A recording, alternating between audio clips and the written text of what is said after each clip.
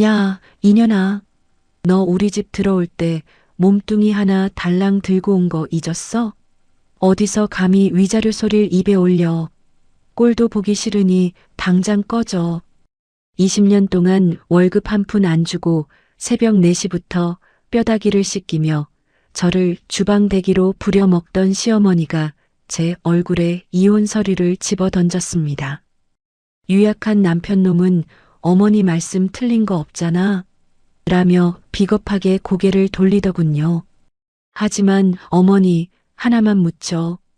당신들이 그토록 무시하던 제 거지 같은 친정아버지가 사실 이 동네에서 가장 큰 건물주였다는 걸 알면 어떤 표정을 지으실까요? 20년 머슴 살던 며느리 발밑에 무릎 꿇고 피눈물 쏟게 만든 역대급 반전 참교육. 그 통쾌한 복수극을 지금 바로 공개합니다. 여러분, 인생을 살다 보면 도저히 잊히지 않는 냄새라는 게 있습니다. 제게는 그게 바로 비릿한 돼지뼈 냄새와 매캐한 고춧가루 내음입니다. 지난 20년 동안 제 몸에 문신처럼 새겨진 냄새죠. 새벽 4시, 남들이 가장 깊은 잠에 빠져 있을 때 저는 차가운 수돗물에 손을 담갔습니다. 핏물을 빼기 위해 수백 킬로그램의 뼈를 씻고 산더미 같은 시래기를 다듬다 보면 손마디는 어느새 굵어지고 감각조차 무뎌지곤 했어요. 그 세월 동안 저는 서윤이라는 이름 대신 순잔의 감자탕 며느리로만 살았습니다. 오늘 그 지긋지긋한 20년의 세월을 종이 한 장에 가름하려 합니다. 거실 소파에 앉아있는 저를 향해 시어머니 박순자 여사가 빳빳한 서류 뭉치를 툭 던졌습니다. 바로 이혼 서류였습니다. 야, 서윤이. 너 진짜로 이 도장 찍겠다는 거지? 내가 마지막으로 기회를 주는 거야. 지금이라도 무릎 꿇고 잘못했다고 빌면 내가 우리 정수 봐서라도 너 걷어주마. 너 같은 년이 이 집 나가면 어디 가서 이만한 밥 얻어먹고 살 줄 아니? 시어머니의 목소리는 여전히 날카로운 송곳처럼 제 귀를 찔렀습니다. 70세가 넘은 연세에도 저를 구박할 때만큼은 어디서 그런 기력이 나오시는지 모르겠어요. 저는 말없이 서류를 내려다보았습니다. 그 옆에는 제 남편, 아니 이제 곧 전 남편이 될 최정수가 고개를 푹 숙인 채 앉아 있었죠. 정수야, 너도 한마디 해라. 내 마누라가 이렇게 고집 피우는데 가만히 있을 거야? 시어머니가 남편의 옆구리를 쿡 찌르자 그가 마지못해 고개를 들었습니다. 20년을 함께 산 남자의 눈빛이라기엔 너무나 유약하고 비겁했습니다. 여보, 당신 진짜 왜 이래? 어머니가 이렇게까지 말씀하시는데 그냥 좀 사과드리면 안 돼? 당신 고집 피워서 나가는 건 좋은데 솔직히 당신 수중에 돈 한 푼 없잖아.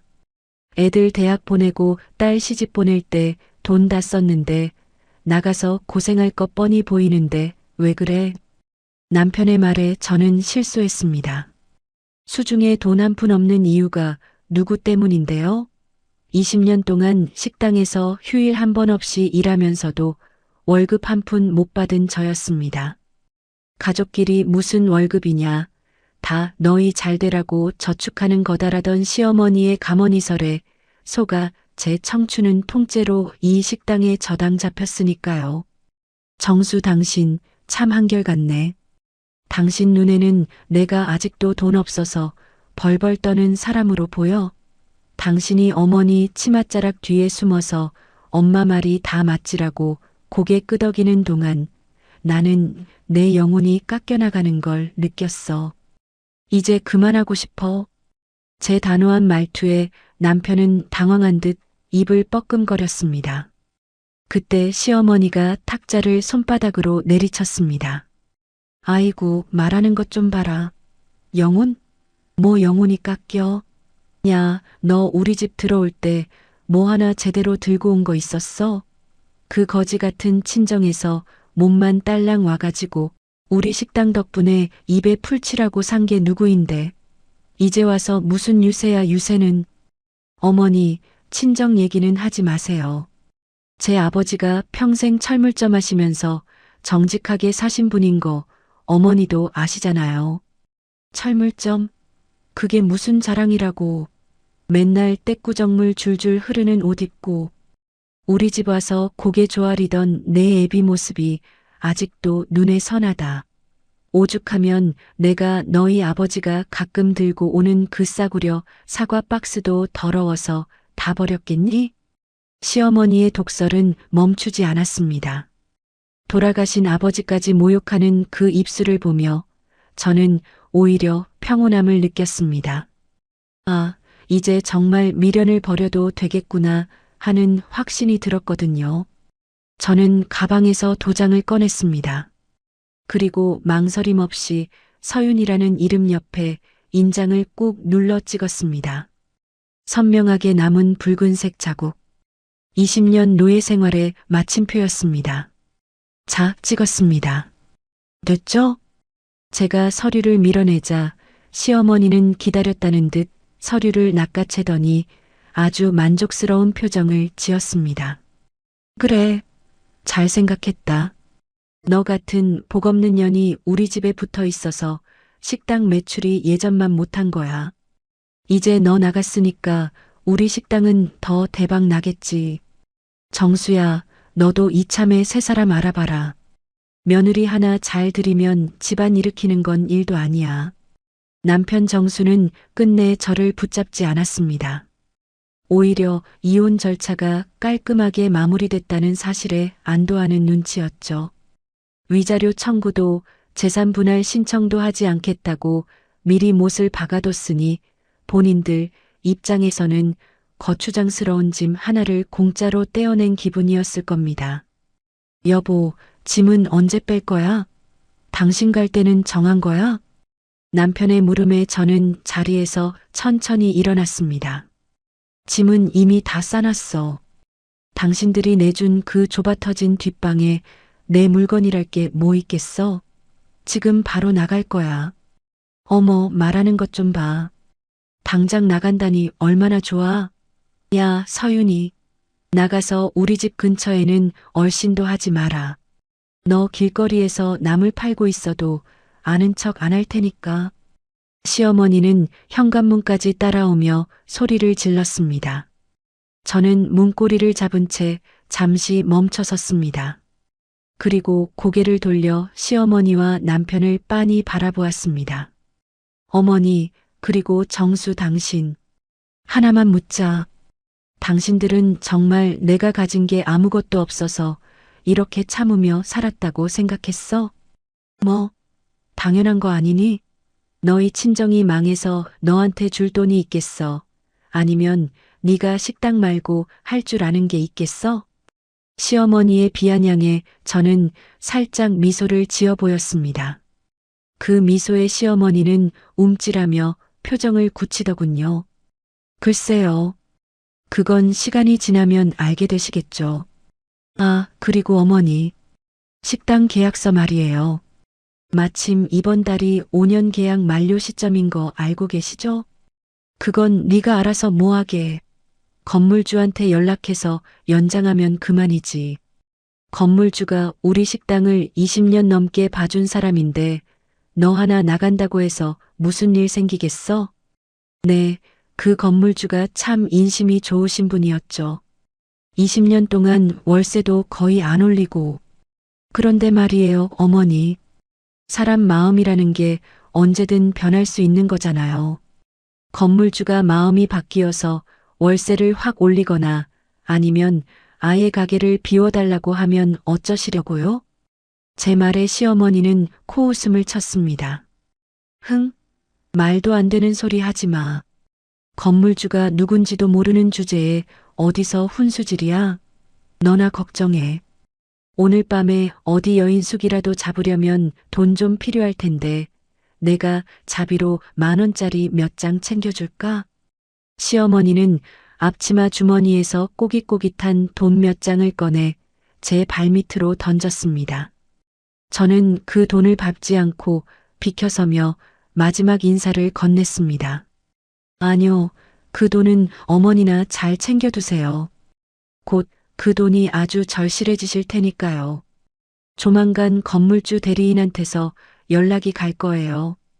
이번에는 계약 갱신 조건이 좀 까다로울 테니 마음 단단히 먹으시고요. 뭐?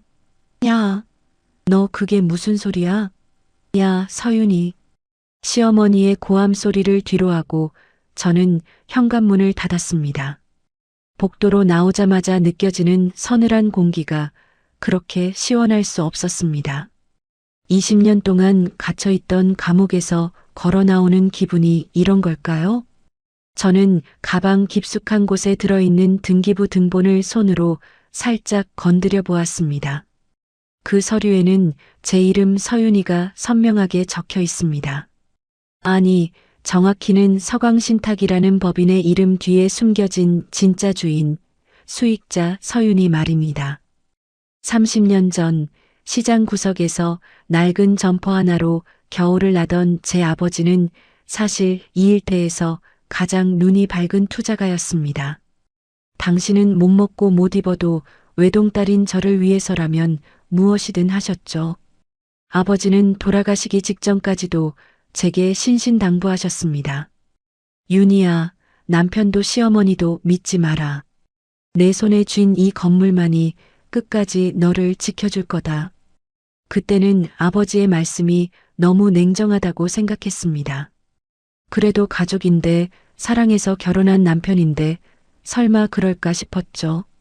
하지만 20년의 세월은 아버지가 옳았음을 뼈저리게 증명해 주었습니다. 엘리베이터 거울에 비친 제 얼굴은 초췌했지만 눈빛만은 살아 있었습니다. 이제 더 이상 순잔의 감자탕의 주방대기가 아닙니다. 저는 이제 이 건물의 주인으로서, 제 인생의 주인으로서 새로운 계약을 시작하려 합니다. 우선 관리업체 김 소장님께 전화부터 드려야겠네요. 여보세요, 김 소장님. 저 서윤희입니다. 네, 방금 끝났습니다. 예정대로 진행해 주세요. 1층 순잔의 감자탕 계약건 말입니다.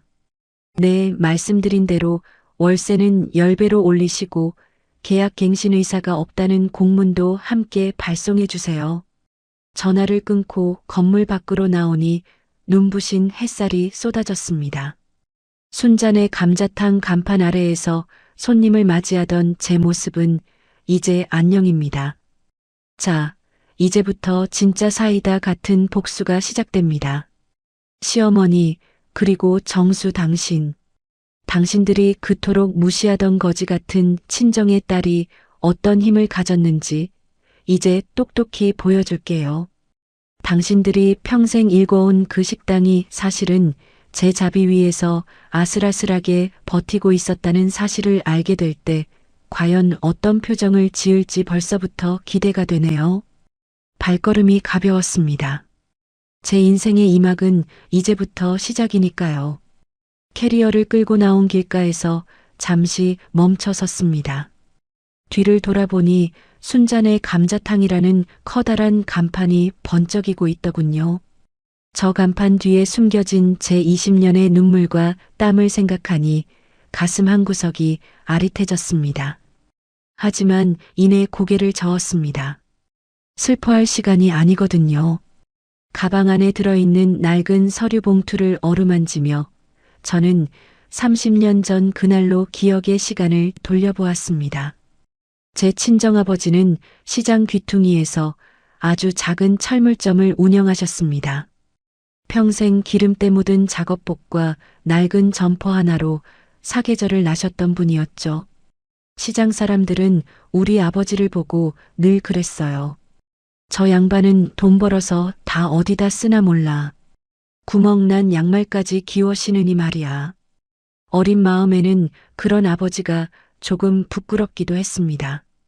고기 반찬 하나 올라오지 않는 밥상에서 아버지는 늘 당신 몫에 생선살을 발라 제 밥 위에 얹어주며 말씀하셨죠.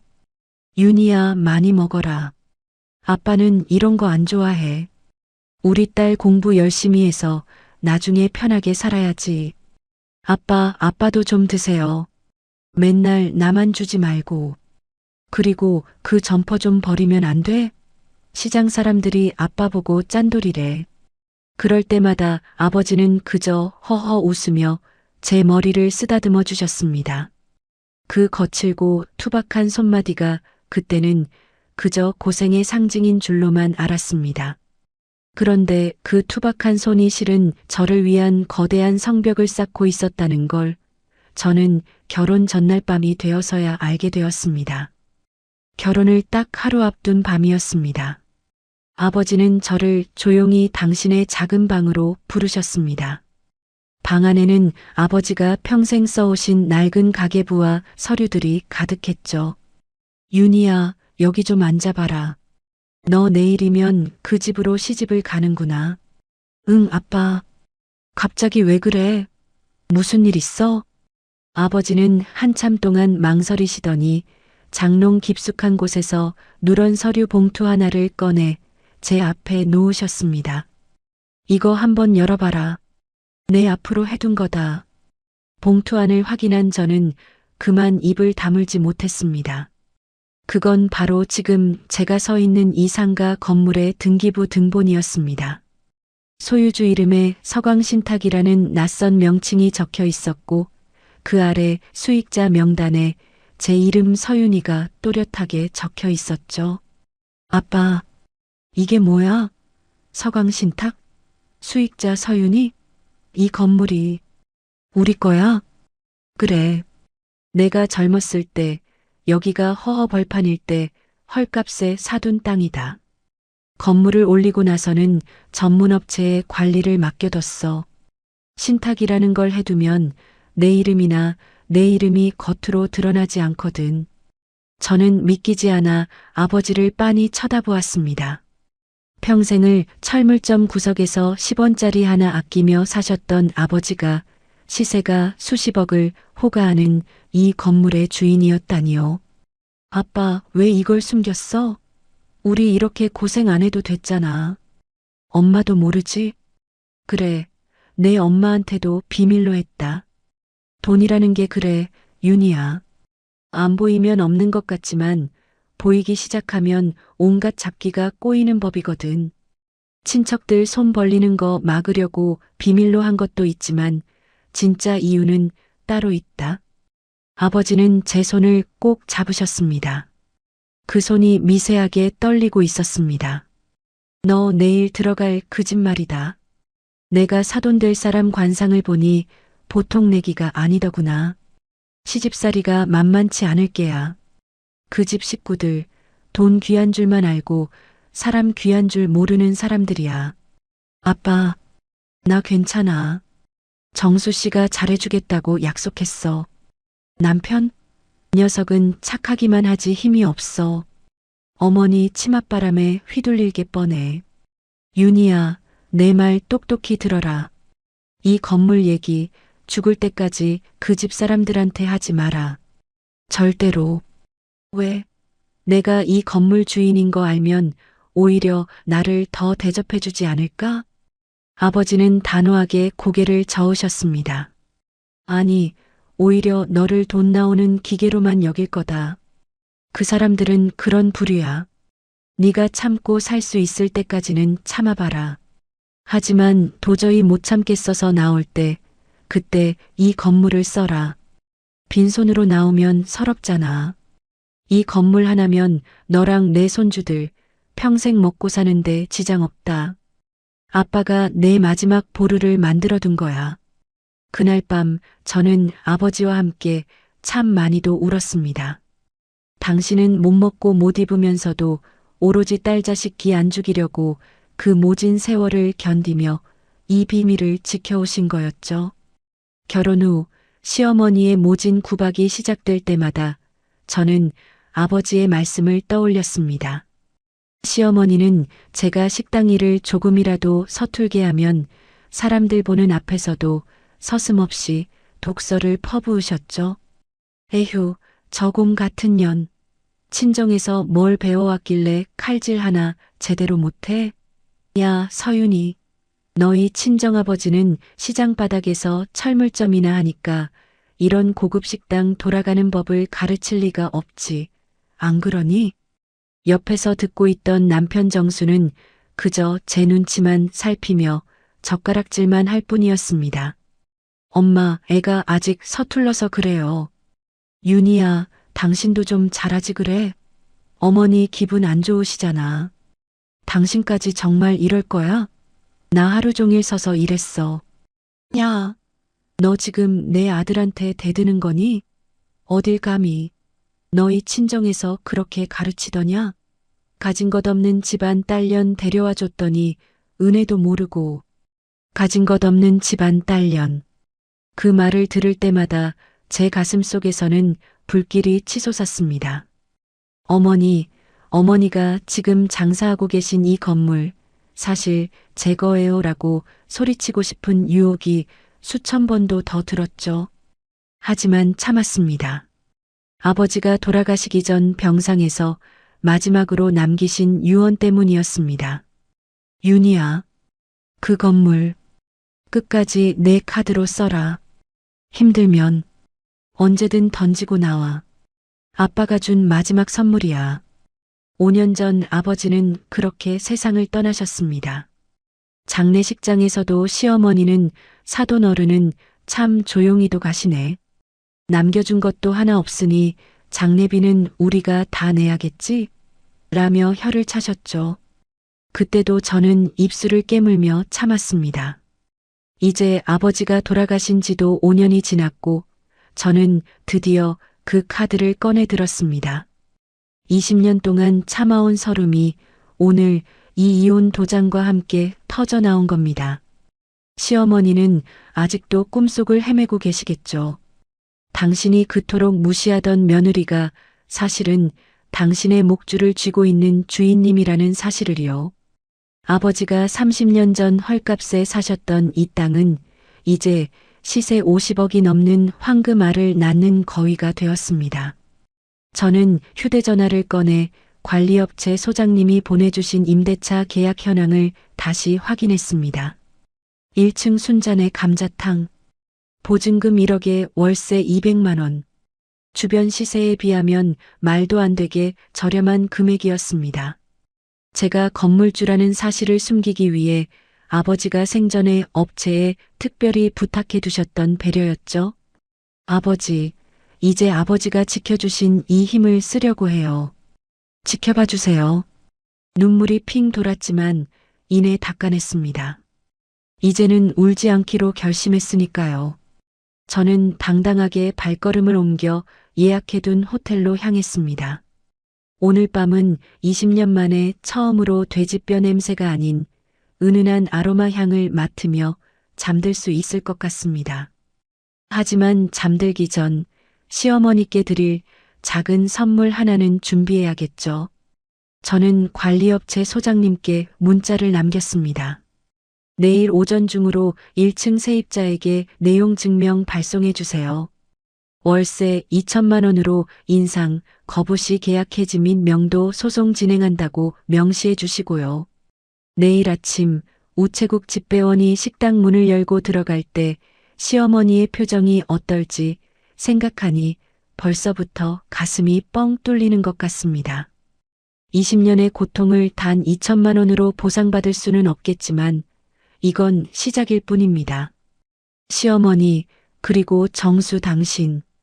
이제 당신들이 그토록 사랑하는 그 식당 건물이 누구의 것인지, 그리고 그 주인의 마음이 돌아서면 어떤 지옥이 펼쳐지는지 똑똑히 보여줄게요. 기대하세요. 내일은 오늘보다 훨씬 더 통쾌한 아침이 밝을 테니까요.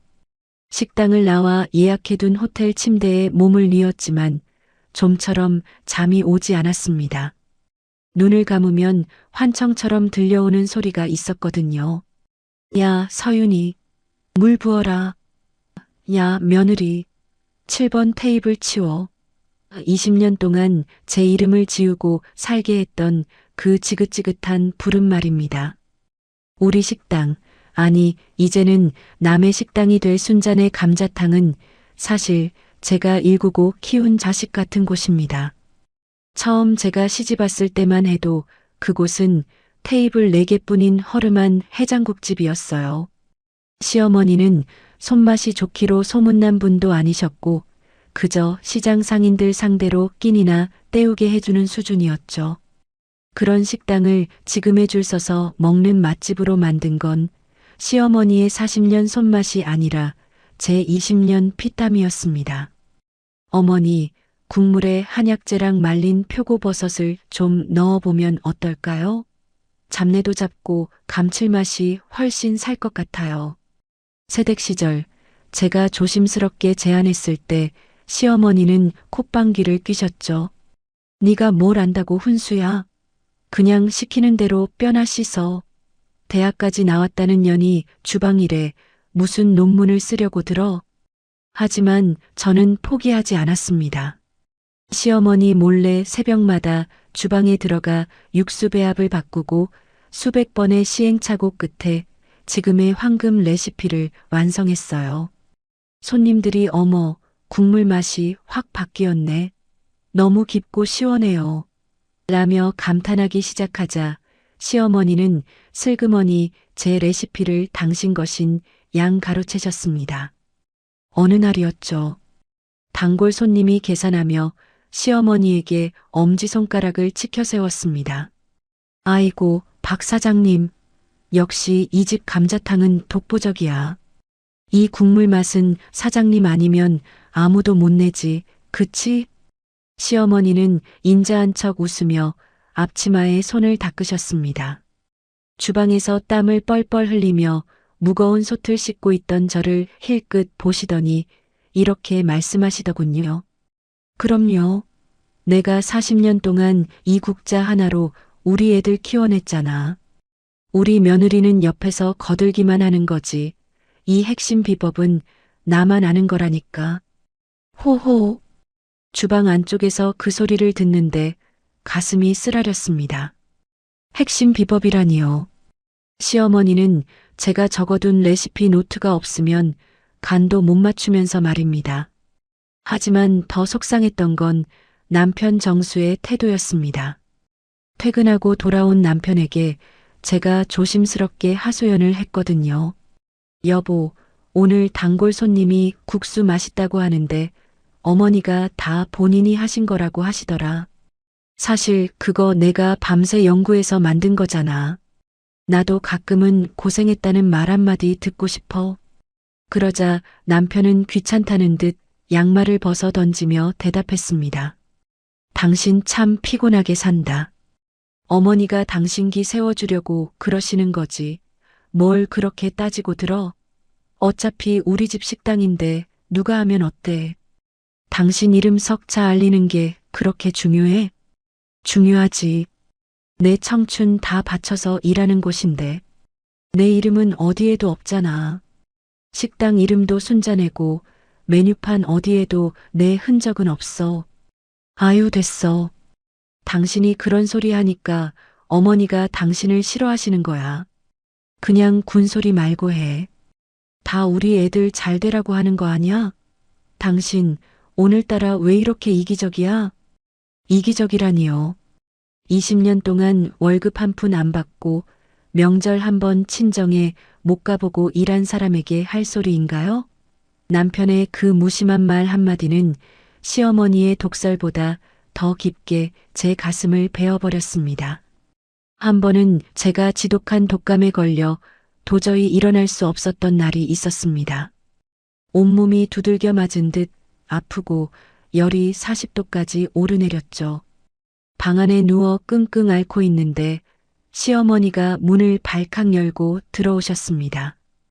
야, 서윤이, 너 지금이 몇 시인데 자빠져 있어? 오늘 점심 예약만 50명인 거 몰라? 어머니, 죄송해요. 제가 너무 아파서 도저히 몸이 안 움직여요. 아프긴 뭐가 아파. 꾀병 부리지 말고 당장 인나라. 너 안 나가면 그 많은 손님 내가 다 받으라는 거야?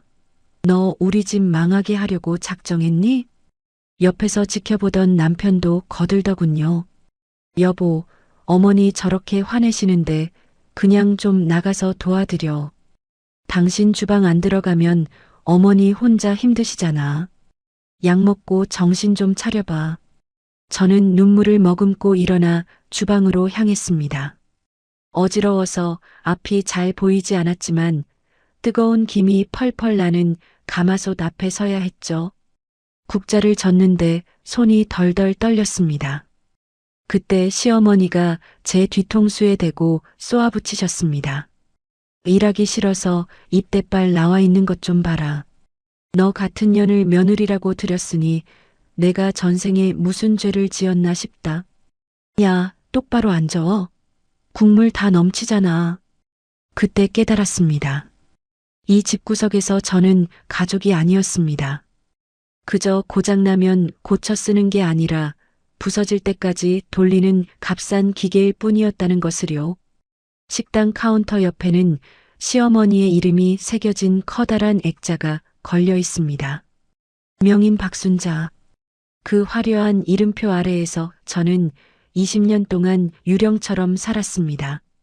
손님들이 저를 부를 때 쓰는 이름은 언제나 저기요 아니면 아줌마였습니다. 어머니, 이제는 그 가짜 명패 내려놓으셔야 할 것 같아요. 20년 동안 제 이름을 지우고 어머니의 이름을 빛내드렸으니 이제는 그 대가를 치르셔야죠. 어머니가 그토록 자랑하시던 그 손맛의 비밀이 사실은 며느리의 눈물이었다는 걸, 그리고 그 국물이 끓고 있는 가스불조차 며느리의 허락 없이는 켤 수 없다는 걸 알게 되시면 어머니는 어떤 표정을 지으실까요? 문득 식당 주방 창가에 놓아두었던 제 작은 화분이 생각납니다. 햇빛 한 줌 제대로 들지 않는 곳에서도 꿋꿋하게 꽃을 피우려 애쓰던 녀석이었죠.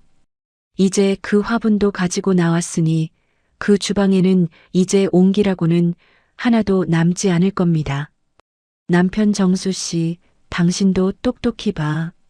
당신이 당연하게 누려온 그 모든 편안함이 누구의 희생 위에서 만들어진 건지, 당신이 이기적이라고 몰아세웠던 아내가 사라진 식당이 얼마나 차갑게 식어가는지 말이야. 저는 호텔 창밖으로 보이는 도시의 불빛을 보며 조용히 응조렸습니다. 서윤이, 내 이름으로 된 간판, 내가 꼭 만들어줄게. 이제부터는 누구의 며느리도 누구의 아내도 아닌 그냥 서윤이로 사는 거야. 잠이 오지 않는 밤이었지만 마음만은 그 어느 때보다 가벼웠습니다. 내일이면 시어머니와 전남편에게 제 존재를 알리는 첫 번째 소식지가 도착할 테니까요. 20년 만에 처음으로 제 목소리를 내는 순간이 다가오고 있었습니다. 시어머니의 비명소리가 벌써부터 귓가에 쟁쟁하게 들리는 듯합니다. 이게 뭐야?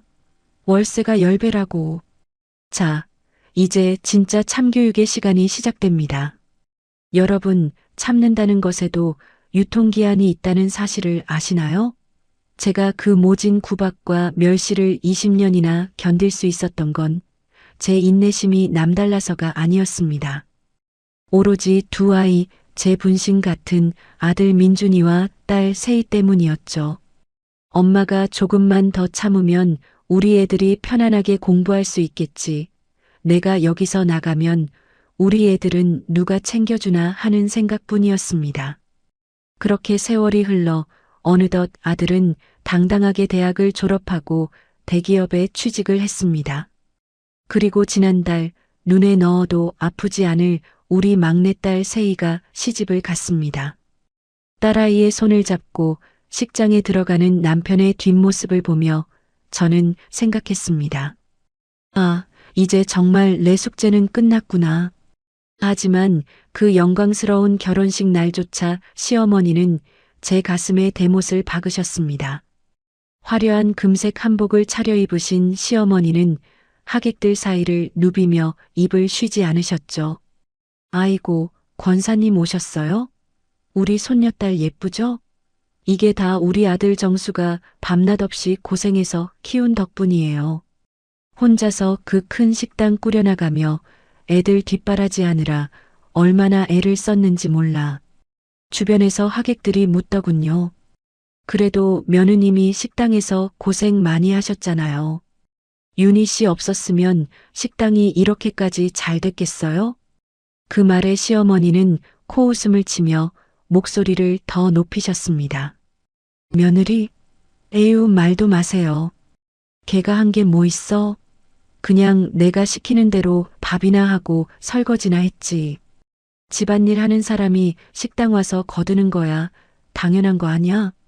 우리 정수가 돈 벌어다 준 걸로 애들 대학 보내고 시집도 보내는 거지.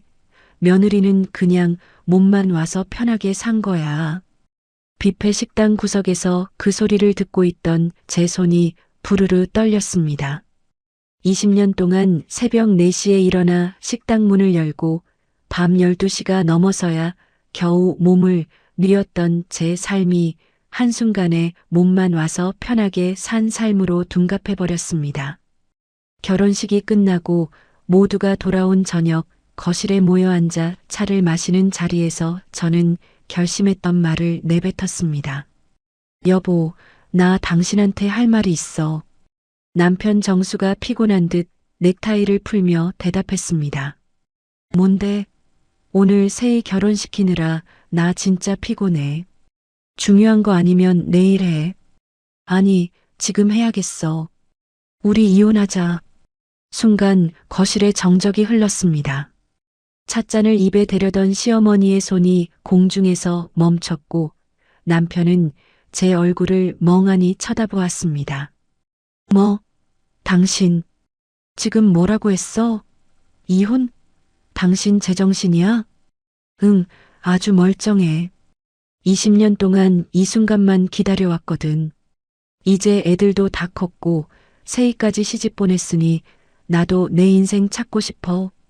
그러자 시어머니가 찻잔을 탁자에 신경질적으로 내려놓으며 소리를 지르셨습니다. 야, 서윤이, 너 지금 미쳤니? 어디서 감히 이혼 소리를 입에 올려. 너 오늘 결혼식에서 국수 좀 날랐다고 유세 떠는 거야? 네가 이혼하면 어디 가서 뭘 해먹고 살 건데. 어머니, 제가 뭘 해먹고 살지는 제가 걱정할게요. 그동안 식당에서 무급으로 일해드린 걸로 제 밥값은 충분히 했다고 생각합니다. 남편이 제 팔을 붙잡으며 윽박질렀습니다. 여보, 당신 갑자기 왜 이래? 내가 뭘 그렇게 잘못했다고. 나 회사 다니면서 성실하게 살았고 당신이랑 애들 굶긴 적 없잖아. 어머니가 좀 심한 말씀하셔도 당신이 참고 살았어야지. 이제 와서 이혼이라니 말이 돼? 당신은 항상 그게 문제야. 당신이 참았어야지. 그 말 한마디로 내 20년을 짓밟았어. 당신 눈에는 내가 식당 주방에서 기름때 묻혀가며 일하는 게 당연해 보였지? 내가 아파서 신음할 때 당신 한 번이라도 진심으로 걱정해 준 적 있어? 늘 어머니 기분 먼저 살폈잖아. 그거야 어머니 연세가 있으시니까. 됐어. 더 이상 변명 듣고 싶지 않아. 서류는 내가 다 준비해 놨으니까 당신은 도장만 찍어. 시어머니가 비릿한 웃음을 지으며 다가오셨습니다. 제 턱 끝까지 얼굴을 들이밀고는 독사 같은 눈으로 말씀하시더군요. 그래, 나가라 나가. 너 같은 년 없어도 우리 식당 잘 돌아가. 그런데 너 똑똑히 알아둬라. 너 이 집 나가면 위자료 한 푼 없어. 재산 분할? 꿈도 꾸지 마. 이 집도 식당 건물도 예금도 다 내 이름 아니면 우리 정수 이름으로 되어 있어. 너 같은 빈털터리가 나가서 굶어 죽든 말든 우린 상관 안 할 테니까. 어머니, 저 재산 분할 안 받아요. 위자료도 필요 없고요. 그냥 몸만 나가게 해주세요. 그거면 충분해요. 제 말에 시어머니와 남편은 서로 얼굴을 마주 보더니 어처구니 없다는 듯 웃었습니다. 아마 속으로는 역시 가진 게 없으니 포기도 빠른 애라고 생각했겠지요. 여보, 당신 진짜 후회 안 할 자신 있어? 지금 나가면 당신 진짜 길거리 나앉는 거야. 친정도 다 망해서 갈 곳 없잖아. 남편의 마지막 물음에도 저는 흔들리지 않았습니다. 아니, 오히려 안쓰러웠습니다. 20년을 같이 산 아내가 어떤 사람인지, 어떤 마음으로 견뎌왔는지 끝까지 모르고 돈 걱정부터 하는 그 남자가 참 가련해 보였습니다. 후회? 아니, 내 인생에서 유일하게 후회되는 건 당신이랑 20년을 산 거야. 지금 나가는 건 내 인생 최고의 선택이 될 거고. 흥, 독한 년. 그래, 그 기계로 나가서 어디 얼마나 잘 사나 보자. 정수야, 그냥 도장 찍어줘라. 저런 복 없는 년은 빨리 치워버리는 게 우리 집안 가문에도 좋아. 시어머니의 등 떠미는 소리에 남편은 결국 이혼 서류를 챙겨 들었습니다. 저는 그 길로 짐을 싸서 나왔습니다. 등 뒤로 시어머니의 욕설이 들려왔지만 그 소리가 마치 축복의 종소리처럼 들리더군요. 거지 같은 친정의 딸이라며 무시당하던 제가 사실은 그들이 발붙이고 사는 그 땅의 진짜 주인이라는 사실을 알게 될 때, 그때도 어머니는 그렇게 호기롭게 웃으실 수 있을까요? 딸아이의 결혼식 날 입었던 한복보다 지금 입고 있는 평범한 셔츠가 훨씬 가볍게 느껴졌습니다. 20년의 굴레를 벗어던진 저는 이제 정말 자유였습니다. 이제 제게 남은 건 제 이름을 되찾는 일과 저를 괴롭혔던 사람들에게 정당한 대가를 치르게 하는 것뿐입니다. 어머니, 당신이 그토록 사랑하는 아들 정수 씨가 벌어다 준 돈으로 호의호식하던 시절은 오늘로 끝입니다. 이제부터는 진짜 건물주의 법대로 살아가셔야 할 거예요. 밤 공기가 참 달콤합니다. 20년 만에 처음으로 제 발로 서 있는 이 거리가 마치 제 세상을 환영해주는 것만 같습니다. 이제 곧 당신들이 그토록 무시하던 며느리의 진짜 얼굴을 보게 될 테니까요. 법원을 걸어 나오는데 머리 위로 쏟아지는 햇살이 평소보다 훨씬 눈부시더군요. 드디어 모든 절차가 끝났습니다. 서류상으로도 법적으로도 저는 이제 최정수의 아내가 아니었고 박순자 여사의 며느리도 아니었습니다. 20년이라는 긴 마침표가 찍히는 순간은 의외로 담담했습니다. 제 손에 쥐어진 건 위자료 한 푼 없는 빈 가방이었지만 제 마음속에는 수십억 대 자산가도 부럽지 않은 확신이 차 있었으니까요. 법원 앞 주차장에서 시어머니와 남편, 아니 전남편 정수와 마주 섰습니다. 시어머니는 승전보를 울리는 장군처럼 의기양양한 표정으로 저를 위아래로 훑어보시더군요. 야, 서윤이. 너 정말 대단하다. 위자료도 안 받고 재산 분할도 포기하고 너 혹시 뭐나 몰래 딴 주머니라도 차놓은 거 있니? 아니면 우리 정수한테 미안해서 그래? 하긴 20년 동안 우리 집에서 먹고 자고 한 게 얼마인데 양심이 있으면 청구 못하겠지. 시어머니의 비아냥에 정수는 옆에서 제 눈치를 살피면서도 은근히 안도하는 기색이 역력했습니다. 여보, 아니. 윤희야, 당신 정말 괜찮겠어? 아무리 그래도 빈손으로 나가는 건 좀 그렇지 않아? 나중에 딴소리하면 곤란해. 공증까지 다 마쳤으니까 이제 와서 마음 바꿔도 소용없어. 정수의 그 비겁한 목소리를 들으며 저는 속으로 실수했습니다. 20년을 함께 산 아내의 앞날을 걱정하는 척하지만 결국 자기 주머니에서 돈 나갈 일이 없다는 사실에 쾌재를 부르고 있는 그 속내가 뻔히 보였거든요. 걱정하지 마. 내가 한 말은 내가 책임져. 당신 돈, 당신 어머니 돈, 단일원도 다 만나니까. 오히려 깨끗하게 정리되어서 내 마음이 다 시원하네. 흥, 독한 년. 그래, 그 자존심이 어디까지 가나 보자. 정수야, 가자. 저런 년이랑 더 말 섞어봐야 입만 아프다. 오늘 우리 식당 대박날 징조인가 봐. 골칫덩어리가 알아서 나가주니 말이야. 시어머니는 정수의 팔을 잡아 끌며 차에 올라탔습니다. 저는 그들이 멀어지는 뒷모습을 보며 조용히 은조렸습니다. 그래요, 어머니. 그렇게 믿고 계세요. 제가 돈 한 푼 없어서 쫓겨난 줄 알고 마음껏 웃으세요. 그래야 나중에 더 재미있을 테니까요. 짐을 마저 정리하기 위해 마지막으로 그 집을 찾았습니다. 20년 동안 제 손길이 닿지 않은 곳이 없는 집이었지만 이제는 낯선 타인의 공간처럼 느껴지더군요. 거실 한복판에서 시어머니는 제가 짐을 싸는 모습을 감시하듯 지켜보고 계셨습니다. 혹시라도 비싼 물건 하나라도 들고 갈까봐 눈을 부릅뜨고 계시는 모습이 참 가련하기까지 했습니다. 야, 그 화장품 세트 그거 우리 정수가 사준 거 아니야? 그것도 두고 가라. 너 같은 년한테 그런 비싼 게 뭐가 필요해? 어머니, 이거 제가 제 용돈 아껴서 산 거예요. 그리고 이미 유통기한도 다 지나가요. 그렇게 탐나시면 어머니 쓰세요. 뭐? 인연이 끝까지 말대답이야. 그래, 가져가라 가져가. 에휴, 거렁뱅이 아니랄까봐 낡은 것만 골라 담네. 짐가방을 닫고 일어서는데 정수가 방에서 나오더군요. 그는 마지막으로 제게 무슨 말인가를 하려다 시어머니의 눈치를 보더니 입을 닫았습니다. 그 비겁함이 오늘따라 더 선명하게 다가왔습니다. 나갈게. 정수 당신도 잘 살아. 어머니 모시고 효도 많이 하고. 그래.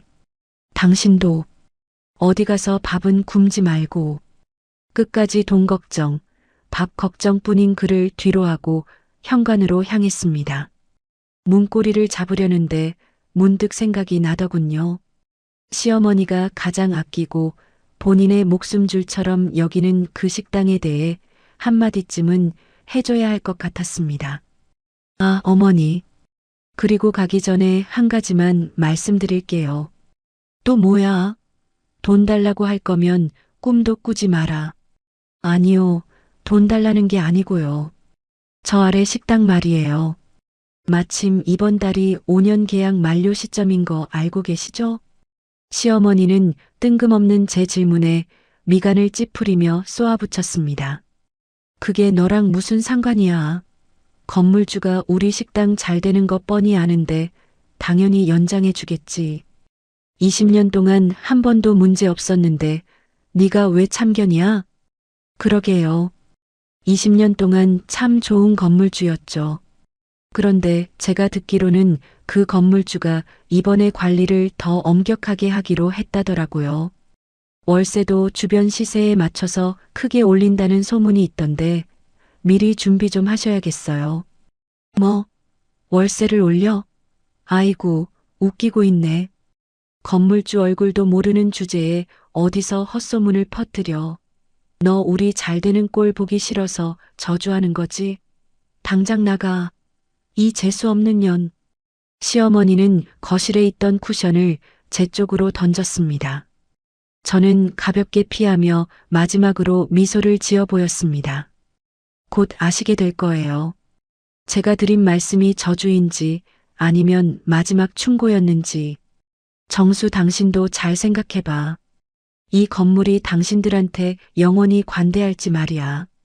윤희야, 그게 무슨 소리야? 건물주가 누군지 당신이 어떻게 알아? 정수가 당황한 표정으로 물었지만 저는 대답 대신 현관문을 열고 밖으로 나왔습니다. 쾅 하고 닫히는 문소리가 제 과거와의 완전한 단절을 선포하는 것처럼 느껴졌습니다. 엘리베이터를 내려와 식당 앞을 지나치는데 주방에서 풍겨나오는 감자탕 냄새가 코끝을 스쳤습니다. 지난 20년 동안 저를 괴롭히던 그 비릿한 냄새가 이제는 더 이상 제 것이 아니라는 사실이 그렇게 홀가분할 수 없더군요. 가방 안에는 제가 미리 준비해둔 등기부 등본이 들어 있었습니다. 그리고 그 등본 옆에는 관리업체 김 소장님께 보낼 공문 초안이 놓여 있었죠. 임대료 열배 인상 통지 및 계약 갱신 거절 통지서. 시어머니는 제가 나갔으니 이제 식당이 더 잘 돌아갈 거라며 좋아하시겠죠. 하지만 어머니, 그 식당이 돌아가려면 일단 발을 딛고 있는 그 땅의 주인에게 허락부터 받으셔야 합니다. 20년 동안 제가 무료로 제공해드렸던 그 선의의 임대는 이제 끝났습니다. 차에 올라타 시동을 걸었습니다. 백미러로 멀어지는 식당 건물을 보며 저는 핸들을 꽉 잡았습니다. 아버지, 저 이제 정말 시작해요. 저 사람들이 제 청춘을 우습게 여긴 데가, 그리고 아버지를 무시한 데가 하나도 빠짐없이 다 받아낼게요. 내일 오전 9시 관리업체 김 소장님이 식당으로 전화를 걸 겁니다. 그 전화를 받고 비명을 지를 시어머니의 모습과 당황해서 어쩔 줄 몰라 할 정수의 얼굴이 눈앞에 선했습니다. 위자료를 안 받은 이유요?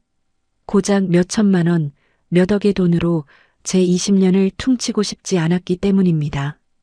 저는 훨씬 더 큰 것을 가져올 생각이니까요. 시어머니가 그토록 목숨 걸고 지키려 했던 그 식당, 그리고 그 식당이 있는 이 건물의 위험을 똑똑히 보여줄 생각입니다. 진짜 복수는 이제부터입니다. 당신들이 가장 자랑스러워하던 그 자리에서 가장 비참하게 내려오게 만들어줄게요. 도로 위를 달리는 제 차가 어느 때보다 경쾌하게 나아갔습니다. 이제 목적지는 제가 새로 마련한 사무실입니다. 임대인 서윤이로서의 첫 업무가 저를 기다리고 있었습니다. 여러분, 이혼하고 맞이한 첫 아침이 어땠을 것 같으세요? 저는 20년 만에 처음으로 알람 소리 없이 눈을 떴습니다. 새벽 4시 고기 핏물을 빼야 한다는 압박감도 없고 시어머니의 날카로운 야, 서윤이, 안 일어나? 하는 고함도 없는 고요한 아침이었죠. 창밖으로 비치는 햇살을 보며 침대에서 기지개를 켜는데 눈물이 핑 돌면서도 웃음이 났습니다. 드디어 제 인생의 시계가 제 속도에 맞춰 흐르기 시작한 겁니다. 호텔 조식을 여유롭게 먹고 있을 때 제 휴대전화가 진동했습니다. 부동산 관리업체의 김 소장님이었습니다. 네, 김 소장님. 안 그래도 기다리고 있었습니다. 아유, 서윤이 대표님. 방금 말씀하신 대로 1층 순잔의 감자탕에 전화 넣었습니다. 아주 난리가 났던데요. 수화기 넘어 김 소장님의 목소리에서 흥미진진함이 느껴졌습니다. 20년 동안 제 정체를 숨겨준 든든한 조력자이기도 한 분이죠. 저는 커피 한 모금을 마시며 차분하게 물었습니다. 어떤 반응이었나요? 예상대로였나요? 말도 마십시오.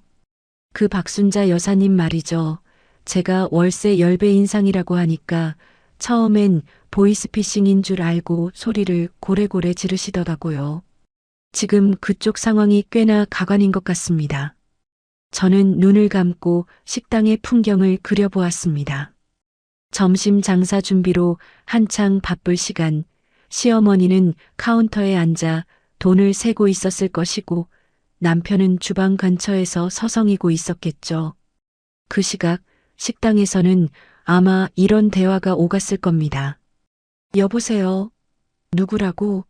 서강신탁 김 소장? 야, 이 사기꾼 놈아. 월세를 10배를 올려?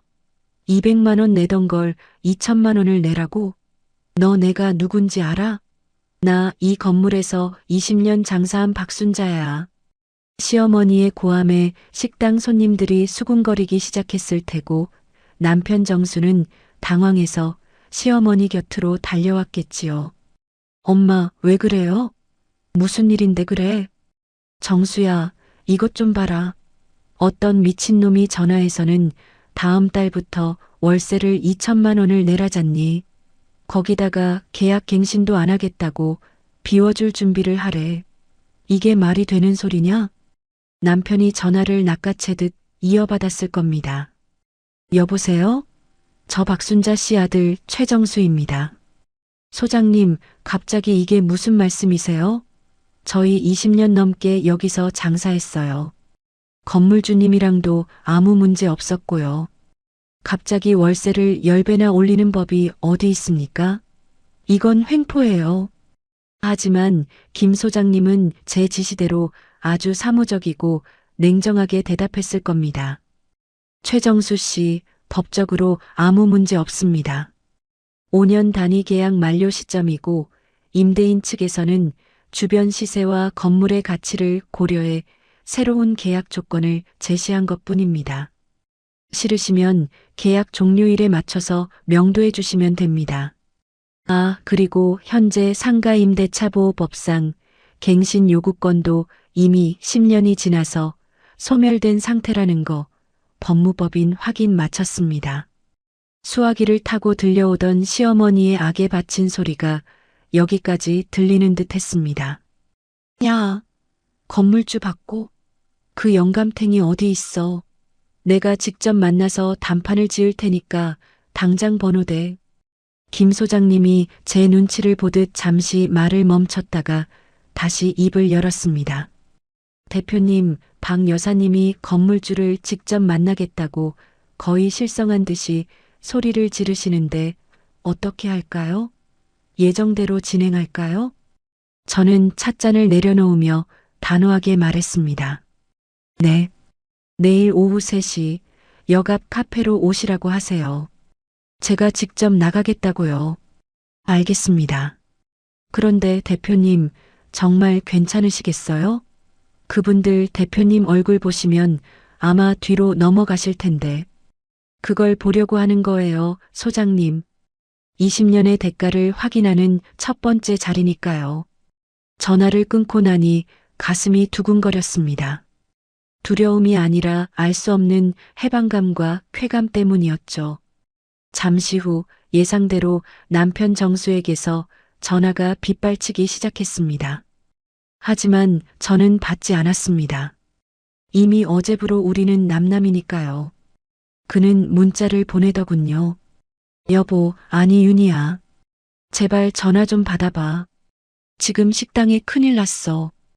건물주가 미쳤나 봐. 월세를 10배나 올린대.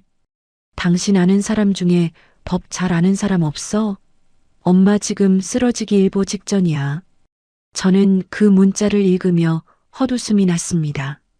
여보라니요. 어제까지만 해도 돈 한 푼 없이 쫓겨나는 저를 비웃던 사람이 이제 와서 도움을 청하다니 참 염치도 좋더군요. 제가 건물주인 줄은 꿈에도 모른 채 그저 제가 어디선가 도움이라도 구해오길 바라는 그 얄팍한 속내가 가여울 정도였습니다. 시어머니의 성격상 오늘 밤은 아마 잠 한숨 못 주무실 겁니다.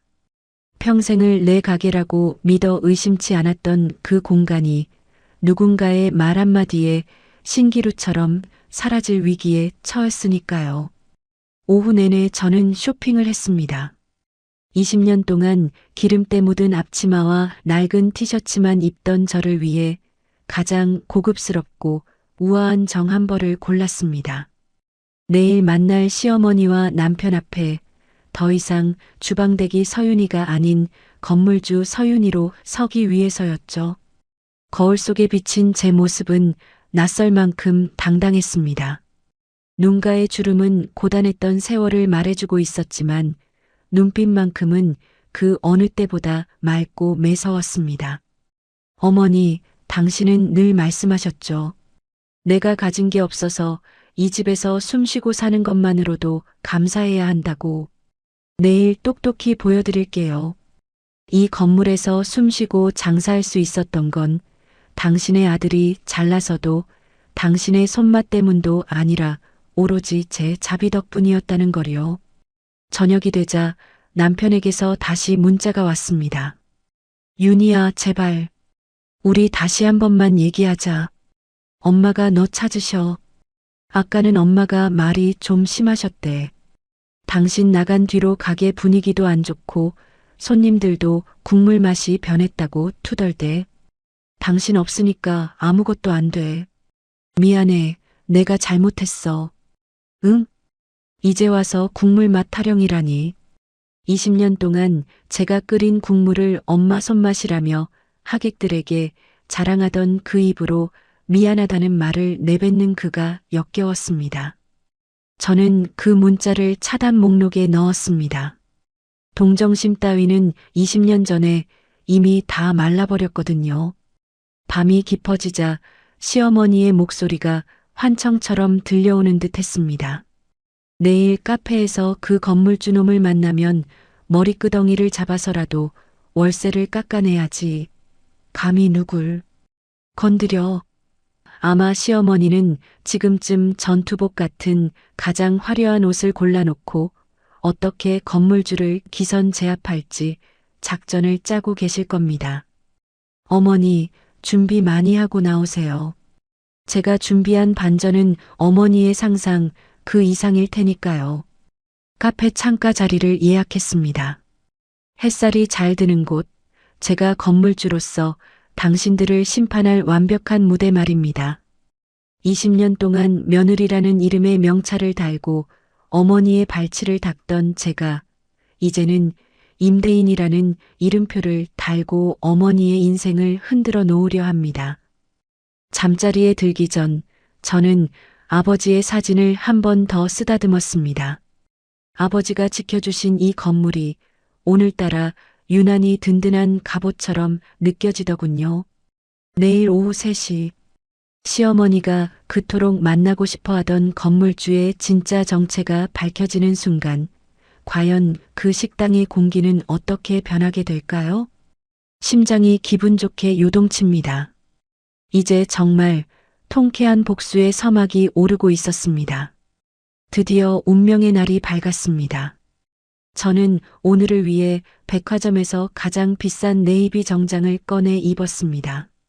거울 속의 제 모습은 20년 동안 주방 구석에서 땀 흘리던 그 여자가 맞나 싶을 정도로 낯설고도 당당했습니다. 진주 목걸이를 목에 걸고 은은한 향수까지 뿌리니 이제야 정말 임대인 서윤이로서의 위엄이 서는 것 같더군요. 약속 시각은 오후 3시. 장소는 역 앞에 조용하고 채광이 좋은 대형 카페였습니다. 저는 일부러 20분 일찍 도착해 창가 자리에 앉았습니다. 등 뒤로 쏟아지는 오후의 햇살이 마치 저를 지켜주는 후광처럼 느껴지더군요. 따뜻한 차 한 잔을 마시며 마음을 가다듬고 있을 때 카페 문이 거칠게 열리는 소리가 들렸습니다. 보지 않아도 알 수 있었습니다. 그 기세등등한 발걸음 소리와 주변 시선은 아랑곳하지 않고 내지르는 저 목소리. 바로 시어머니 박순자 여사였습니다. 아니, 여기 건물주가 누구야? 서강신탁인가 뭔가 하는 놈들 나와보라고 해. 시어머니는 가장 화려한 꽃무늬 실크 스카프를 두르고 한 손에는 명품 로고가 크게 박힌 가방을 든 채 카페 안을 휘젓고 다녔습니다. 그 뒤를 남편 정수가 안절부절 못하며 따라 들어오더군요. 엄마, 제발 조용히 좀 하세요. 사람들이 다 보잖아요. 일단 저기 안쪽 창가 자리에 누가 앉아 계시네요. 저분이 소장님이 말씀하신 분인가 봐요. 정수가 저를 가리켰습니다. 하지만 저는 햇빛을 등지고 앉아 있었기에 그들은 제 얼굴을 제대로 확인하지 못했습니다. 그저 우아한 자태로 앉아 있는 건물주 측 대리인 정도로 생각했겠지요. 시어머니는 구두 굽소리를 요란하게 내며 제 테이블 앞으로 다가왔습니다. 그리고는 의자를 거칠게 빼서 앉으며 냅다 소리부터 지르시더군요. 야, 당신이 건물주 대리인이야? 아니면 그 영감탱이가 직접 나온 거야? 우리 식당 월세를 10배를 올린다는 게 제정신으로 하는 소리냐고. 나 여기서 20년 장사했어. 이 건물이 누구 덕분에 이렇게 가치가 올랐는데 이제 와서 이따위 대접을 해? 시어머니의 고함에 카페 안의 모든 시선이 우리 테이블로 쏠렸습니다. 하지만 저는 동요하지 않았습니다. 천천히 찻잔을 내려놓고 아주 천천히 고개를 들어 그들을 바라보았습니다. 그리고 입가에 희미한 미소를 띠며 입을 열었습니다. 어머니, 오셨어요? 생각보다 빨리 오셨네요. 그 순간 카페 안은 찬물을 끼얹은 듯 정적이 흘렀습니다. 시어머니의 입은 반쯤 벌어진 채 굳어버렸고 옆에 서 있던 정수는 귀신이라도 본 사람처럼 눈을 동그랗게 떴습니다. 너, 서윤이? 네가 왜 여기 있어? 시어머니의 목소리가 가늘게 떨렸습니다. 저는 등받이에 몸을 편안하게 기대며 다시 한번 또박또박 말해주었습니다. 뭐 하긴요. 제가 어머니가 그토록 만나고 싶어 하던 이 건물의 주인 서윤이입니다. 뭐? 야, 이년아. 미쳐도 곱게 미쳐야지. 네가 무슨 돈이 있어서 이 건물을 사? 너 우리 약 올리려고 작정한 거지? 정수야. 얘 좀 봐라. 이혼하더니 정신이 어떻게 됐나 봐. 시어머니가 악을 쓰며 정수의 팔을 흔들었습니다. 하지만 정수는 저와 눈이 마주치자마자 굳어버렸습니다. 제가 입고 있는 옷, 제가 차고 있는 시계, 그리고 무엇보다 20년 동안 본 적 없는 제 당당한 눈빛이 거짓이 아님을 직감한 모양이었습니다. 윤희야, 당신 지금 무슨 소리를 하는 거야? 당신이 건물주라니? 우리 20년 같이 살았잖아. 나한테 어떻게 한마디도 안 할 수가 있어? 정수의 물음에 저는 가방에서 미리 준비한 서류 봉투를 꺼내 테이블 위에 던졌습니다. 한마디도 안 한 게 아니라 당신들이 들을 준비가 안 됐던 거겠지. 자, 여기 등기부 등본 봐요. 소유주 서광신탁, 그 아래 수익자 이름 보이나요? 서윤이. 30년 전에 우리 친정아버지가 저를 위해 사두신 건물이에요. 당신들이 거지 같은 친정이라고 입에 침이 마르도록 욕하던 우리 아버지가요. 시어머니는 미친 듯이 서류를 낚아채더니 덜덜 떨리는 손으로 글자 하나하나를 읽어 내려갔습니다. 서류를 읽는 내내 시어머니의 얼굴은 하얗게 질렸다가 다시 흑빛으로 변하기를 반복했습니다. 이럴 리가 없어. 그 영감이 무슨 돈이 있어서. 서광신탁? 법인 명의로 되어 있잖아. 네가 속인 거지. 이거 가짜지. 어머니, 세상에 어떤 가짜가 이렇게 정교할까요? 20년 동안 어머니가 내시던 월세 200만 원. 그거 주변 시세의 절반도 안 됐던 거 아시죠? 우리 아버지가 저 힘들까봐 사돈 집안이라고 일부러 배려해 주신 거예요. 그런데 어머니는 그 은혜도 모르고 우리 아버지를 장례식장에서도 모욕하셨죠. 저는 차갑게 식은 눈으로 시어머니를 쏘아보았습니다. 20년 동안 주방에서 뼈 빠지게 일하면서도 참았던 건 오로지 아이들 때문이었어요. 하지만 이제 애들도 다 컸고 저도 제 이름 찾기로 했어요. 어머니가 늘 말씀하셨죠? 네가 가진 게 뭐가 있냐고. 이제 보시니까 어때요?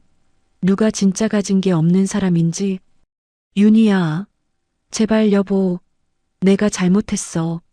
내가 생각이 짧았어. 어머니도 진심은 아니셨을 거야. 우리 다시 얘기하자, 응? 월세 10배는 너무하잖아. 우리 식당 문 닫으라는 소리야? 정수가 제 쪽으로 몸을 숙이며 애걸복걸했습니다. 하지만 저는 그 비굴한 손길을 차갑게 뿌리쳤습니다. 아니요, 문 닫으라는 소리 아니에요. 그냥 나가라는 소리예요. 이미 다음 세입자 구했거든요. 대형 프랜차이즈랑 계약 직전이에요. 그들은 월세 2천만 원도 싸다면서 당장 들어오겠다고 하더라고요. 뭐? 야, 이년아, 네가 감히 나를 길바닥으로 내쫓아? 내가 이 식당에 부은 피땀이 얼마인데. 시어머니가 갑자기 테이블을 뒤엎을 듯이 일어났습니다. 하지만 이번에는 제가 더 빨랐습니다. 저는 자리에서 일어나 시어머니의 눈을 똑바로 응시했습니다. 어머니의 피땀요? 웃기지 마세요. 그 식당에서 피땀 흘린 건 저예요. 어머니는 카운터에 앉아서 돈만 세셨잖아요. 20년 동안 저를 무급으로 부려먹고 구박한 데가 이제 이 건물의 주인으로서 정당하게 돌려드리는 것뿐이에요. 3개월 드립니다. 3개월 안에 가게 비우세요. 안 그러면 법대로 명도 소송 진행하겠습니다. 너 진짜. 시어머니는 가슴을 부여잡으며 비틀거렸습니다. 얼굴이 벌개지더니 숨을 몰아쉬더군요. 엄마, 왜 그래요? 정신 차려봐요. 정수가 시어머니를 부축하려 했지만 시어머니의 눈동자는 이미 초점을 잃어가고 있었습니다. 20년 동안 자신이 며느리 위에 군림했다고 믿었던 그 견고한 성이 사실은 며느리가 베풀어준 모래성 위에 지어졌다는 사실을 받아들이지 못한 모양이었습니다. 내 식당, 내 건물. 시어머니는 짧은 비명을 내지르더니 그대로 바닥으로 고꾸라졌습니다. 쿵소리와 함께 카페 안은 순식간에 아수라장이 되었습니다. 정수가 비명을 지르며 119에 전화를 걸었고 사람들은 쓰러진 시어머니 주변으로 모여들었습니다. 저는 쓰러진 시어머니를 내려다보았습니다. 한때 저를 그토록 작게 만들었던 저 여인이 지금은 그저 바닥에 엎어진 초라한 노인으로밖에 보이지 않더군요. 정수 당신 어머니 잘 모셔. 이게 당신들이 자초한 결과니까. 저는 바닥에 떨어진 제 가방을 챙겨 들고 카페를 빠져나왔습니다. 등 뒤로 정수의 절규와 사람들의 웅성거림이 들려왔지만 저는 단 한 번도 뒤돌아보지 않았습니다. 카페 밖의 공기는 차가웠지만 머릿속은 그 어느 때보다 맑았습니다. 이제야 정말 20년의 묵은 체증이 내려가는 것 같았죠. 하지만 이것이 끝이 아니라는 걸 압니다. 이제 시어머니는 병원 침대에서, 정수는 막막한 현실 앞에서 제가 겪었던 지옥을 똑같이 경험하게 될 테니까요. 저는 차에 올라타 조용히 시동을 걸었습니다. 백미러에 비친 제 모습은 울고 있지 않았습니다. 오히려 아주 조금 웃고 있었습니다. 진짜 드라마는 이제부터가 절정이거든요. 여러분, 사람이 너무 큰 충격을 받으면 뇌가 현실을 거부한다고들 하죠. 카페 바닥에 쓰러지던 시어머니의 그 찰나의 표정을 저는 잊을 수 없습니다. 평생을 갑으로 살며 남을 짓밟아온 사람의 세계가 통째로 무너져 내리는 그 허망한 표정 말입니다. 병원 응급실에서 연락이 온 건 그로부터 2시간 뒤였습니다. 전 남편 정수였죠. 평소라면 받지 않았겠지만 마지막으로 매듭지어야 할 이야기가 남았기에 저는 차분히 전화를 받았습니다. 여보, 아니, 윤희야, 지금 어디야? 엄마가 아직 의식이 없어. 제발 병원으로 좀 와주면 안 돼? 수화기 너머 정수의 목소리는 완전히 넋이 나간 상태였습니다. 20년 동안 어머니 그림자 뒤에 숨어 살던 아이가 갑자기 세상에 홀로 던져진 듯한 아주 나약하고 비굴한 목소리였죠. 정수 당신 아직도 상황 파악이 안 돼? 우리는 어제 이혼했고 나는 이제 그 집안 사람이 아니야. 보호자가 옆에 있는데 내가 거길 왜 가? 그래도 엄마가 당신을 얼마나 찾았는데. 당신이 건물주라는 소리 듣고 충격받아서 쓰러지신 거잖아. 당신이 와서 미안하다고 한마디만 하면, 아니, 월세 얘기만 좀 잘해준다고 하면 엄마 금방 일어나실 거야. 제발 부탁이야, 윤희야.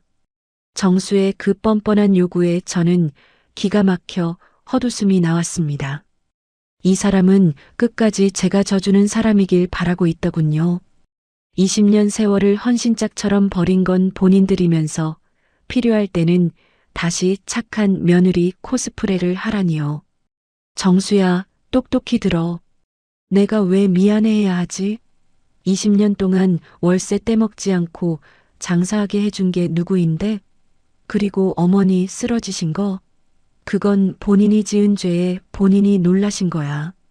스트레스성 실신이라고 의사가 그러지? 그거 내가 지난 20년 동안 매일 아침 눈 뜰 때마다 느꼈던 기분이야. 이제 겨우 한 번 느껴보신 건데 벌써 엄살이야? 당신 정말 이렇게까지 독하게 굴 거야? 사람이 쓰러졌는데 어떻게 그렇게 차갑게 말해? 당신 원래 이런 사람 아니었잖아. 나를 이런 사람으로 만든 건 당신과 당신 어머니야. 이제 전화 끊어. 다시는 연락하지 마. 전화를 끊고 창밖을 보는데 문득 예전 생각이 났습니다. 제가 심한 몸살로 고열에 시달리며 식당 바닥에 쓰러졌던 날 말입니다.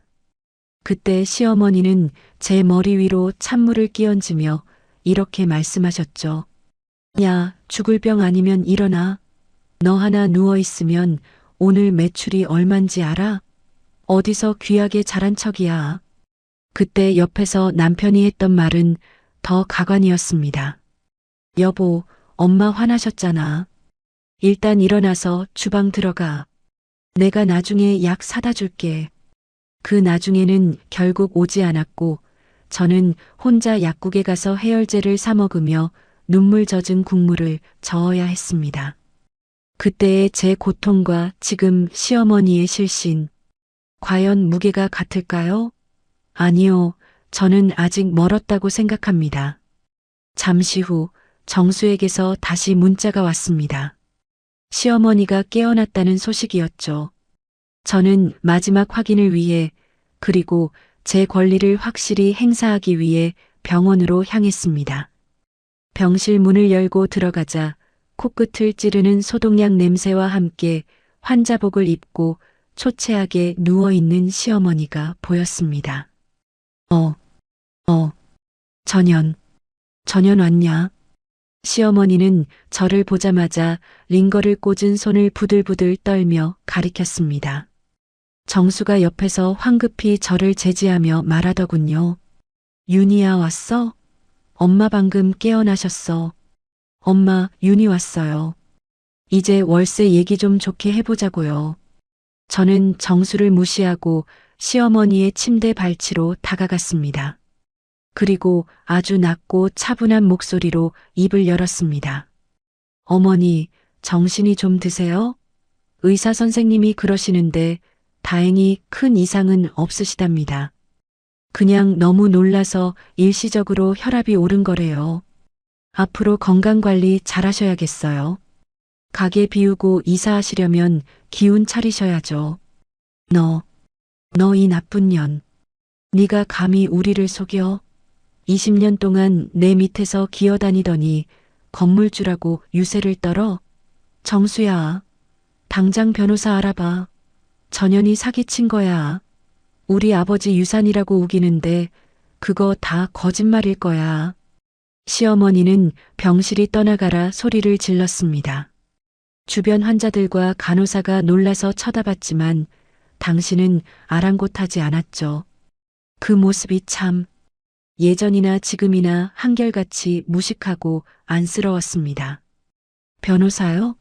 얼마든지 알아보세요. 하지만 등기부 등본은 거짓말을 안 합니다. 그리고 어머니, 제가 하나 더 알려드릴까요? 어머니가 그동안 식당 매출 속여서 세금 탈루하신 거 제가 장부 다 복사해 뒀거든요. 20년 동안 주방에서 제가 뭘 했겠어요? 어머니가 돈 세는 동안 저는 기록을 남겼죠. 제 말에 시어머니의 입이 딱 벌어졌습니다. 얼굴색이 순식간에 노랗게 변하더군요. 탈세. 시어머니가 가장 무서워하던 단어였습니다. 너 설마. 네, 어머니. 제가 명도 소송만 할 줄 아셨어요? 어머니가 제 청춘 20년 무급으로 부려먹으신 거, 그리고 국가 세금 빼돌리신 거, 그거 다 법대로 처리하면 어머니 남은 인생은 병원이 아니라 다른 곳에서 보내셔야 할지도 몰라요. 옆에 있던 정수가 제 바짓가랑이라도 잡을 기세로 무릎을 꿇었습니다. 윤희야, 여보, 제발. 엄마 연세가 있으시잖아. 우리가 잘못했어. 내가 빌게. 월세 2천만 원 낼게. 아니, 조금만 깎아줘. 우리가 어떻게든 마련해 볼게. 가게만 계속하게 해줘. 응? 그 식당 없으면 우리 엄마 정말 죽어. 저는 무릎 꿇은 정수를 내려다보며 차갑게 대답했습니다. 당신 아직도 상황 파악이 안 돼? 월세 2천만 원을 내도 당신들은 거기 못 있어. 내가 이미 새 세입자랑 계약했다고 했잖아. 3개월. 딱 3개월 줄게. 그 안에 안 나가면 법원에서 집행관 들어올 거야. 그때는 어머니가 아니라 누가 쓰러져도 국물도 없어. 윤희야, 당신 진짜 너무한다. 20년 정이 이거밖에 안 돼? 정수의 그 20년 정이라는 말에 제 안에 무언가가 툭 끊어지는 기분이었습니다. 정, 당신들이 나한테 정이 있었어? 내가 아파서 쓰러질 때 당신들 뭐 했어? 우리 친정아버지 돌아가셨을 때 장례식장에서 육개장 고기 적다고 손님들 앞에서 나 윽박 지르던 거 기억 안 나? 당신들한테 나는 사람이 아니라 돈 벌어다 주는 기계였을 뿐이야. 이제 그 기계가 주인님으로 돌아온 거니까 그냥 받아들여. 저는 돌아서서 병실을 나왔습니다. 뒤에서 시어머니가 다시 악을 쓰며 울기 시작했고 정수가 저를 부르며 쫓아오는 소리가 들렸지만 멈추지 않았습니다. 병원 로비로 나오니 차가운 밤바람이 불어왔습니다. 하지만 제 가슴속은 그 어느 때보다 뜨거운 승리감으로 가득 찼습니다. 20년 동안 그들이 저를 가둬두었던 감옥의 열쇠를 이제는 제가 쥐고 그들을 밖으로 내던지고 있었으니까요. 이제 다음 단계는 정식 내용 증명을 보내는 것입니다. 그리고 시어머니가 그토록 아끼던 순잔의 감자탕 간판이 내려가는 날, 저는 그 자리에 제가 평생 꿈꿔왔던 저만의 이름을 걸 생각입니다. 어머니, 병원밥 맛있게 드세요. 앞으로는 그 맛없는 병원밥도 그리워질 날이 올 테니까요. 저는 주차장으로 걸어가며 휴대폰을 꺼냈습니다. 그리고 아이들에게 전화를 걸었습니다. 민준아, 세희야, 엄마야, 우리 내일 맛있는 거 먹으러 갈까? 엄마가 이제 정말 자유가 됐거든. 아이들의 밝은 목소리가 들려오자 참았던 눈물이 한 방울 툭 떨어졌습니다. 슬퍼서가 아니라 너무나도 후련해서 흘리는 기쁨의 눈물이었습니다. 복수는 차갑게 먹어야 맛있는 음식이라던데 저는 지금 그 음식을 아주 천천히 음미하며 즐기고 있습니다. 병원을 나온 지 일주일이 지났습니다. 저는 상가 관리업체 사무실 한쪽에 작은 제 개인 사무실을 마련했습니다. 20년 동안 식당 주방의 습한 공기 속에서만 살다가 이렇게 빳빳한 서류 냄새와 은은한 커피 향이 감도는 공간에 앉아 있으니 비로소 제가 다른 세상으로 건너왔다는 게 실감이 나더군요. 창밖으로 바쁘게 움직이는 사람들을 구경하고 있을 때 조심스러운 노크 소리가 들렸습니다. 문을 열고 들어온 사람은 전 남편 정수였습니다. 일주일 사이에 10년은 늙어버린 듯한 초라한 모습이더군요. 깔끔하던 셔츠는 구겨져 있고 눈가는 들어간 게 영락없이 길 잃은 어린아이 같았습니다. 그는 사무실에 들어서자마자 제 눈을 제대로 맞추지도 못하더니 갑자기 바닥에 털썩 무릎을 꿇었습니다. 윤희야. 아니, 대표님. 제발 부탁이야. 월세 문제. 제발 한 번만 다시 생각해주면 안 될까? 저는 책상 앞에 앉아 차갑게 그를 내려다보았습니다. 20년 동안 제 머리 위에서 군림하던 시어머니의 아들이자 제 남편이었던 남자가 제 발치에 엎드려 있는 풍경이라니 참으로 기묘한 기분이었습니다. 일어나세요. 여기 당신 집 거실 아니에요. 남들 보면 오해합니다. 오해해도 상관없어. 나 지금 죽기 살기로 온 거야. 엄마는 병원에서 곡기를 끊으셨어. 식당 뺏기면 당신 죽는 꼴 보게 될 거라고 악을 쓰셔. 여보, 당신이 우리 엄마 성격 알잖아. 제발. 2천만 원은 우리가 죽었다 깨어나도 못 내. 조금만 봐주면 안 돼? 저는 펜을 내려놓고 천천히 입을 열었습니다. 정수 당신 아직도 정신을 못 차렸네. 그래서요? 어머니가 식당 없으면 못 사신다고요? 그럼 지난 20년 동안 그 식당을 지켜온 나는 사람이 아니었어? 그건 내가 정말 미안해. 내가 부족했어. 부족했다는 말로 퉁치지 마. 물어볼게. 20년 동안 새벽 4시에 일어나서 그 무거운 뼈 씻고 육수 끓인 사람 누구야? 어머니야? 아니면 당신이야? 정수는 대답하지 못한 채 고개를 떨구었습니다. 내가 몸살나서 손가락 하나 못 까딱할 때 당신 한 번이라도 여보, 오늘은 좀 쉬어라고 말해준 적 있어? 어머니가 나한테 가진 것 없는 년이라고 대놓고 모욕 줄 때 당신은 내 편 한 번이라도 들어줬냐고. 월급 한 푼 없이 일할 때 고맙다는 말 한마디는 했어야지. 윤희야, 내가 그때는 당연히 우리 집 일이라고 생각해서 당연한 건 세상에 없어. 이혼 서류에 도장 찍을 때 왜 가만히 있었어? 그때 당신이 내 손 한 번만 잡아줬어도 어머니 막아주면서 당신 그동안 고생 많았어라고 한마디만 해줬어도 내가 여기까지는 안 왔을 거야. 사무실 안에 정적만 가득했습니다. 정수의 어깨가 미세하게 떨리더군요.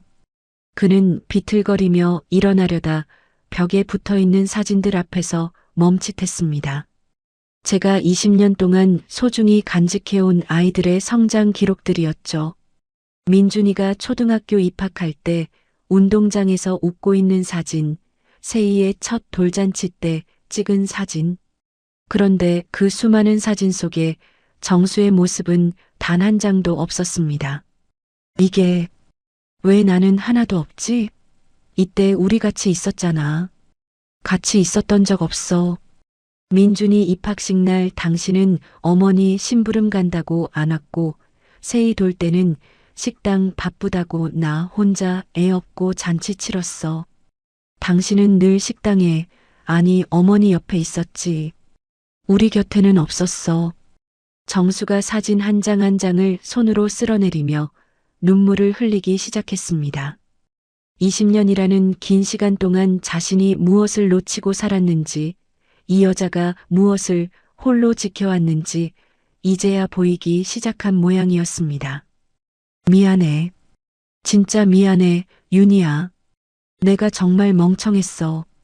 당신이 우리 애들이랑 이렇게 예쁘게 웃고 있을 때 나는 대체 어디서 뭘 하고 있었던 건지.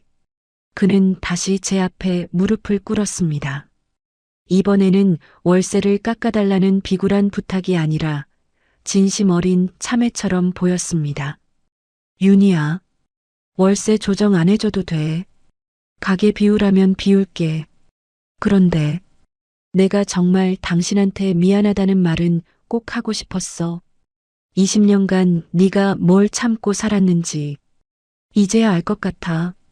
내가 인간이 아니었어. 잠시 창밖을 보며 마음을 가다듬었습니다.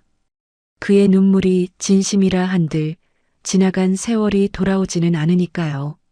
일어나세요. 월세는 조정 없어요. 이미 계약된 사항이니까. 하지만 어머니께 전하세요. 3개월 말고 6개월 드릴게요. 20년 세월에 대한 마지막 예우예요. 그 시간 동안 새 가게 구해서 나가세요. 더 이상의 배려는 없습니다.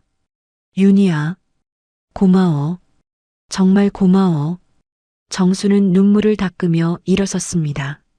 사무실 문을 열고 나가려던 그가 마지막으로 저를 돌아보며 묻더군요. 우리 정말 다시 시작하면 안 될까? 내가 이제 정말 잘할게. 어머니랑 따로 살고 나도 회사 그만두고 당신 돕으면서. 저는 희미하게 웃으며 고개를 저었습니다. 아니요. 저 이제 새로 시작해요.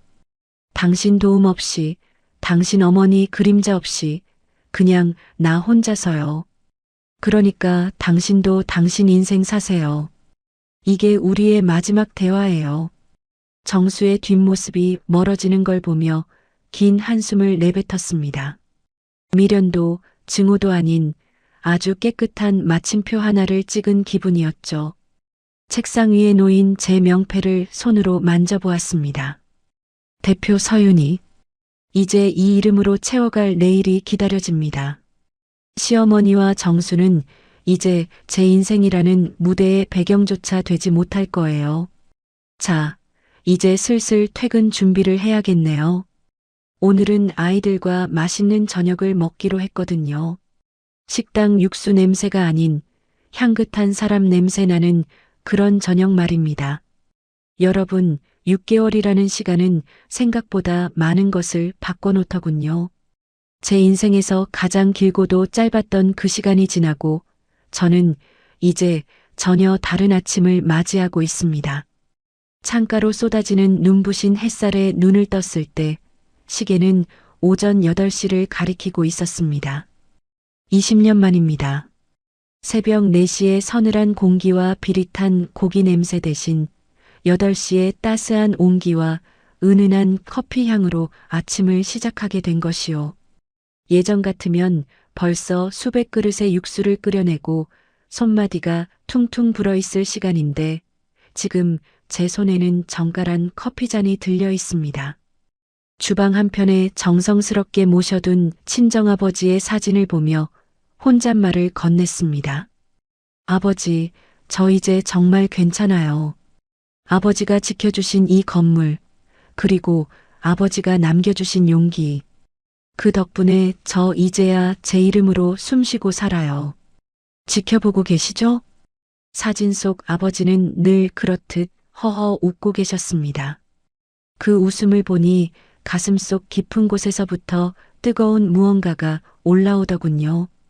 지난 6개월 동안 시댁 식구들에게는 참 많은 일이 있었다고 들었습니다. 제가 월세를 10배로 올리고 계약 연장을 거부하자 시어머니는 온갖 수단을 동원해 버티려 하셨죠. 하지만 법은 제 편이었고 제가 가진 탈세 증거들은 그들의 입을 막기에 충분했습니다. 결국 순잔의 감자탕은 간판을 내렸습니다. 권리금 한 푼 받지 못한 채 쫓기듯 나간 그들은 역에서 멀리 떨어진 낡고 좁은 골목으로 이사했다고 하더군요. 들리는 소문에는 그 집구석이 매일 전쟁터라고 합니다. 시어머니는 정순의 집으로 들어가 사는데 좁은 집에서 고부 갈등도 아닌 모자 갈등이 폭발했다더군요. 시어머니는 네가 마누라 하나 못 잡아서 이 꼴이 됐다며 남편을 구박하고 정수는 엄마 때문에 내 인생 망했다며 매일 술로 밤을 지새운답니다. 20년 동안 저를 재물 삼아 유지되던 그들의 평화가 재물이었던 제가 사라지자마자 모래성처럼 무너져 내린 것이죠. 저는 그 식당이 있던 자리를 비워두지 않았습니다. 대형 프랜차이즈의 달콤한 제안도 거절했죠. 대신 제가 직접 팔을 걷어붙였습니다. 규모는 작지만 제 온기가 닿지 않는 곳이 없는 그런 가게를 열었습니다. 가게 입구에는 커다란 새 간판이 걸렸습니다. 윤인의 손칼국수. 순자라는 이름 뒤에 숨겨졌던 제 이름 윤희가 세상 밖으로 당당히 드러난 순간이었습니다. 엄마, 우리 왔어.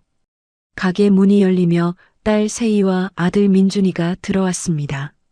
세희는 새신부답게 화사한 모습이었고 아들은 늠름하게 정장을 차려입고 있었죠. 아이들은 들어오자마자 가게 여기저기를 살피며 환하게 웃었습니다. 와, 엄마, 가게 진짜 예쁘다. 카페라고 해도 믿겠어. 그러게. 엄마 이름 들어간 간판 보니까 내가 다 가슴이 뭉클하네. 우리 엄마 진짜 멋있다. 아들 민준이가 제 어깨를 감싸 안으며 말했습니다. 그러더니 조심스럽게 봉투 하나를 내밀더군요. 엄마, 이건 내가 첫 월급 탄 걸로 산 거야. 엄마 이름 새긴 앞치마. 봉투 안에는 하얀 앞치마가 들어있었고 가슴팍에 보라색 실로 대표 서윤이라고 정갈하게 수놓아져 있었습니다. 눈시울이 붉어지려는 걸 꾹 참으며 앞치마를 둘렀습니다.